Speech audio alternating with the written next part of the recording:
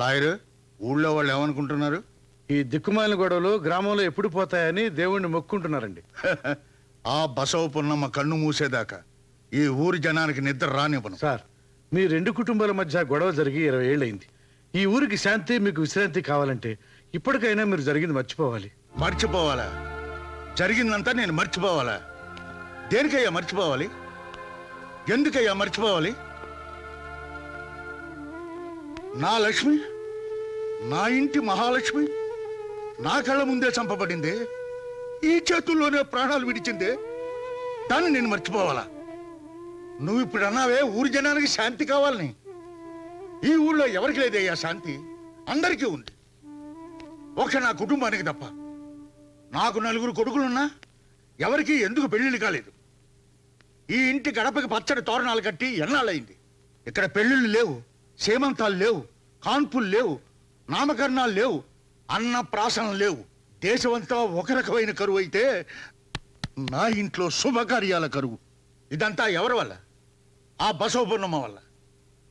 ఆ సంగతి పరశురామయ్య ఎన్నటికీ మర్చిపోడు. కానీ మీరు కూడా ఆవిడ భర్తను హత్య చేశారుగా. అందుకు 14 ఏళ్ళు జైలు శిక్ష అనుభవించారు. అంత శిక్ష వాళ్ళు అనుభవించాలి.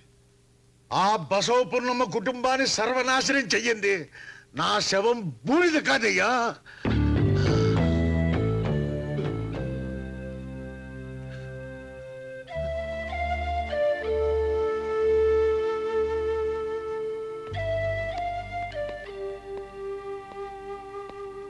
తీసేయరా విసనకర్ర.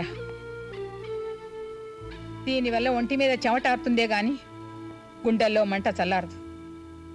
మీ నాన్నగారు బ్రతుకున్నంత కాలం ఆ పరశురామయ్య ముందు ఎన్నడూ మేము తలదించలేదురా. అతనికి ఎందులోనూ మేము తీసిపోలేదు. అతనికి 4 బిడ్డలుంటే మాకు 4 బిడ్డలున్నారు. అతని పెద్ద కొడుకు బలరాముడని పేరు పెడితే నా పెద్ద కొడుకు సాంబశివుడని పేరు పెట్టాను. అతను రామకృష్ణ అని పేరు పెడితే నేను మల్లికార్జుడని పేరు పెట్టాను. అతను నరసింహమూర్తి అంటే నేను చంద్రశేఖరుడు అన్నాను. అతను కృష్ణమోహన్ అంటే నేను వీరభద్రుడు అన్నాను. కానీ నాకు ఇప్పుడు అర్థమైంది, పరశురామయ్యకు పుట్టింది మగాళ్ళని, నాకు పుట్టింది నపుంసకులని. ఎందుకయ్యా ఆ కోపం? మీ అమ్మ చెప్పింది నిజమేగా. మీలాగే వాళ్ళు 4 ఉన్నారు, కానీ వాళ్ళని ఏమీ చేయలేకపోయారు. ఎంచేత? శక్తి లేక, డబ్బు లేక, బుర్ర లేక.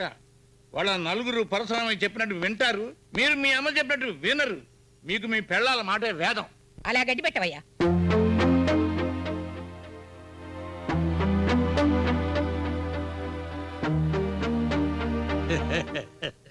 చూసారా, పెళ్ళాల చెంగులు పట్టుకుని ఎలా వెళ్ళిపోతున్నారు? అక్కడుంది ఆడదాని యొక్క మహిమ. అక్కడ ఒక్క ఆడది కూడా లేదు.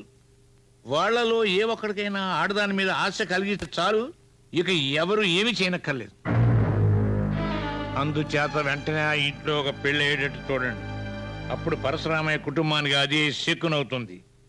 ఏమంటారు సాంబశివయ్య గారు? నోరు మూసుకోవయ్యా. ఇక్కడ పిల్ల పెళ్ళాగిపోయి మేము ఏడుస్తుంటే ఆ పరశురామయ్య కొడుకు పిల్లని చూడాలా? చాలేవయ్యా నువ్వు నీ సలహాను. పిల్లకు పెళ్ళాకపోతే మళ్ళీ పంపించండి కాలేజీకి. కాలేజీకి పంపాలో పంపకూడదో మాకు తెలుసు, మేము చూసుకుంటాం. అలాగే జానకిని కాలేజీకి పంపిస్తాను. వెయ్యండి బాబు, వెయ్యండి. చందాలు వేయండి, ఎక్కువగా వేయండి బాబు. చందా ఇంత ఎక్కువగా పోగైతే ఫంక్షన్ అంత ఘనంగా ఉంటుంది. అమ్మా మీరు కూడా వేయండి అమ్మా, వేయండి అమ్మా, వేయండి, చందా వేయండి.